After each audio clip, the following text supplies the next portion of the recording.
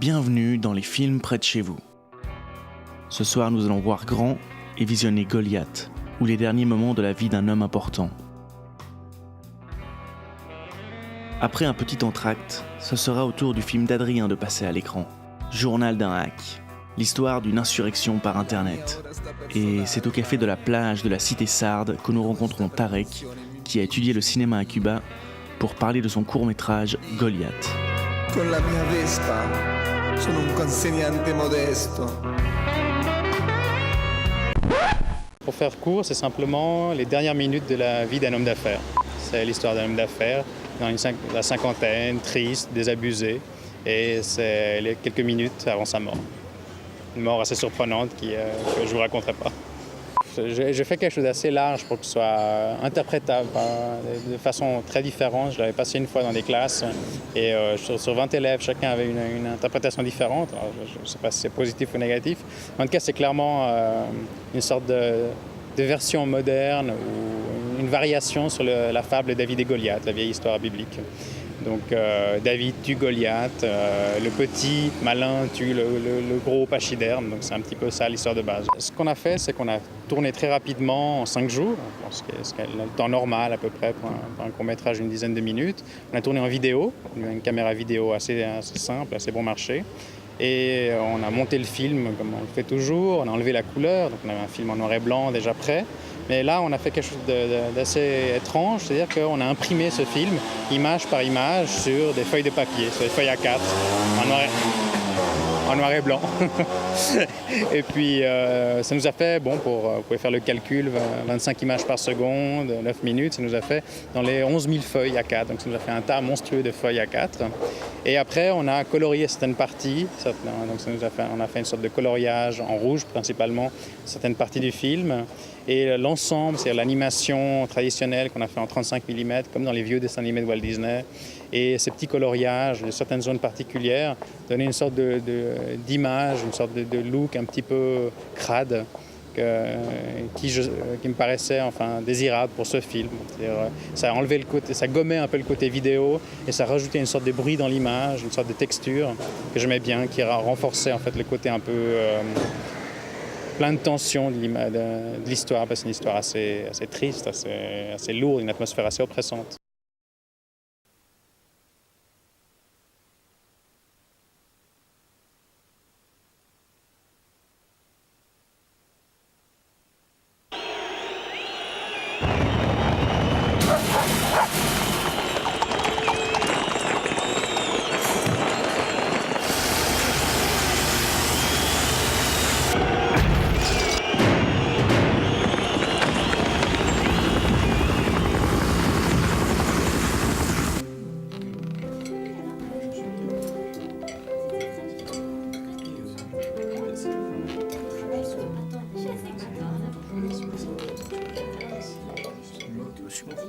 Je le propose. Alors là, évidemment, c'est beaucoup plus long. Vous n'êtes pas le seul. Et c'est important. Une affaire qui devrait donner des possibilités. Je suis sur la Chine. Donc nous allons tout faire pour que ça se concrétise. Et d'ici une semaine, je pense qu'on pourra leur proposer un contrat.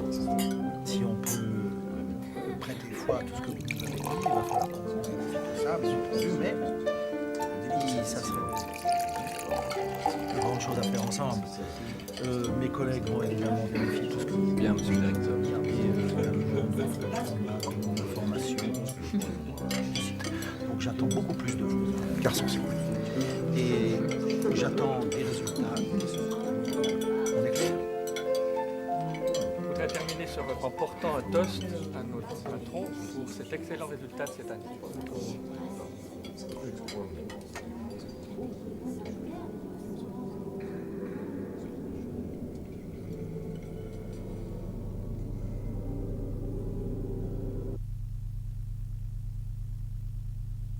À 17h30, vous recevez les délégués italiens et le repas avec les actionnaires a lieu ce soir comme prévu à 20h30 précise. Ça ne vous convient pas? Si, c'est parfait. 17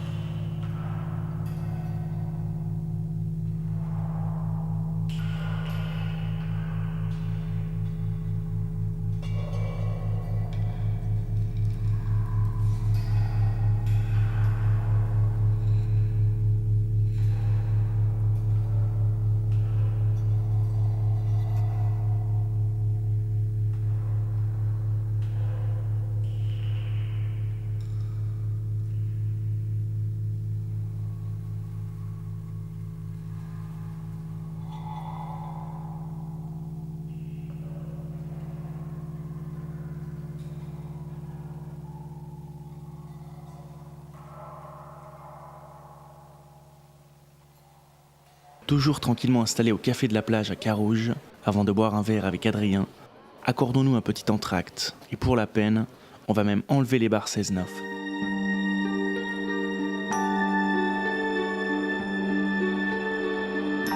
Entrando nell'ascensore, spingo il numero 8 ed allora capisco che sarà l'ultima scalata, l'ultima ascensione, l'ultima siciliana. On avait eu comme thème dans le cadre de Sierre secoue la BD. Mais on a oublié de vous le présenter. Lui, c'est donc Adrien, réalisateur d'un film clipesque, Journal d'un hack. Et là, tel que vous le voyez, il s'apprête à nous en raconter le contexte et l'histoire. Enfin, dès que la voiture sera passée. On va juste attendre des bagnoles. On avait eu comme contexte, donc, dans Sierre secoue la BD, qui est une association sierroise, valaisanne, un thème, l'insurrection. J'estime qu'une insurrection peut apporter des choses momentanément, un certain changement, mais que sur la longue durée, c'est voué à simplement rejoindre peut-être un non-changement. Un non-changement dans le sens où j'ai l'impression que l'homme, profondément, a un instinct qui est difficilement changeable. On s'adapte par rapport à cet instinct et on évolue. La société évolue au fur et à mesure, mais en gardant certaines bases. Alors l'histoire est assez relativement simple. Un pirate informatique s'introduit dans un réseau informatique d'un journal, pirate le tout et insinue à l'intérieur de la base de données des articles que lui-même aurait préparés au préalable afin de faire un gros coup médiatique et puis de parler des choses importantes comme réchauffement climatique et autres, sous-entendus. Par rapport à la version originale, cette voix off qui ne devait pas s'adresser au public mais à quelqu'un d'autre, il aurait dû faire une déposition en fait à un flic et dire voilà, en gros, ce qui s'est passé, on s'est fait choper, on s'est fait récupérer, car de base, j'étais parti sur l'idée que dans tous les cas, il aurait échoué son coup, quoi qu'il en soit.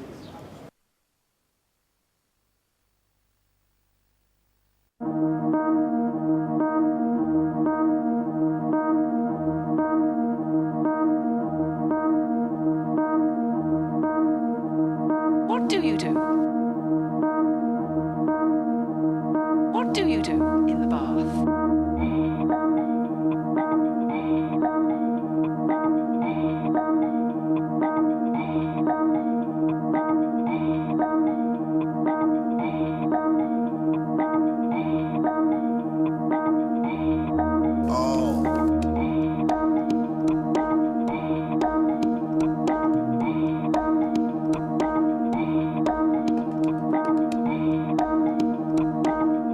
C'est comme les entrailles d'une bête. What do you do in the bath? Un territoire étrange.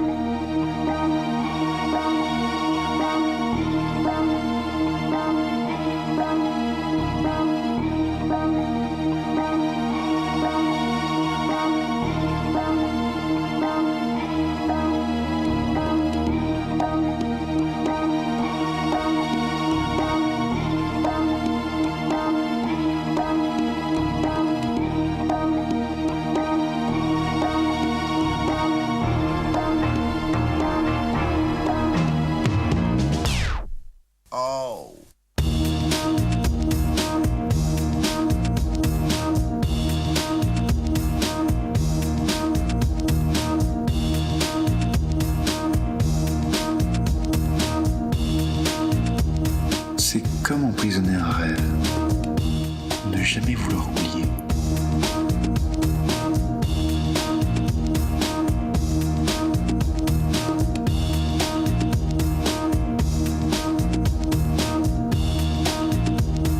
What do you do in the bath? Bath, bath. Bath, bath.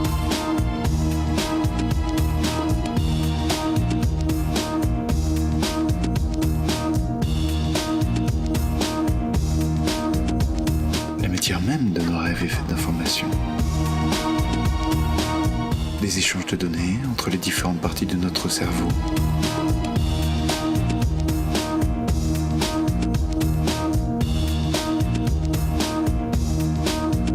L'information nous déborde, nous suffoque, nous échappe, s'écoule hors du monde. Qui crée l'information? Qui la manipule? Des lignes de code, vomies par une machine étrange sans interruption. Une hydre, un dieu fou qui dévore ses enfants. J'avais un plan. L'idée était de pirater les serveurs du journal, substituer nos articles aux leurs, faire de leur tribune notre voix. Nous aurions du jour au lendemain des millions de lecteurs disposés à lire nos analyses, des articles 100 fois refusés partout. S'infiltrer, traverser le mail du réseau.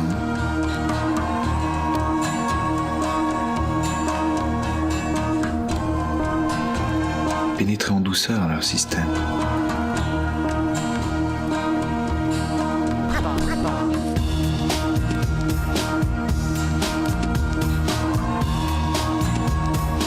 Être là sans être là. J'ai franchi chaque étape, contourné chaque problème. Tout est dans la forme, dans le découpage méticuleux. Qui fait voir ce que l'on veut voir, entendre ce que l'on veut entendre. Jusqu'au dernier contrôleur.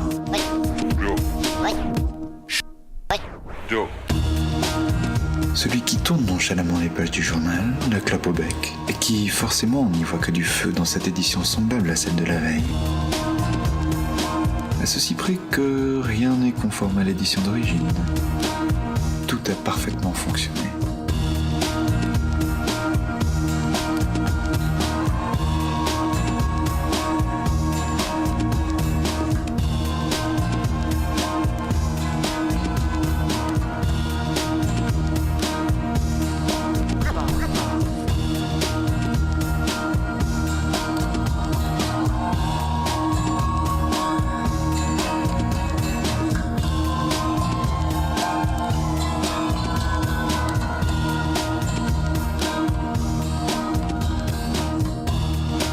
Qu'attendions-nous au juste? Qu'espérions-nous? Quelle sottise! On s'est fait récupérer. Les actionnaires ont adoré cette nouvelle ligne éditoriale. Les ventes ont monté. Quelle ironie! Nous qui voulions combattre le dragon, le voilà qui nous avait observé tout du long, souriant avec son œil rouge, prêt à nous dévorer.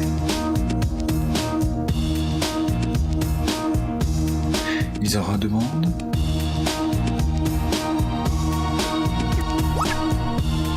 Ils en auront.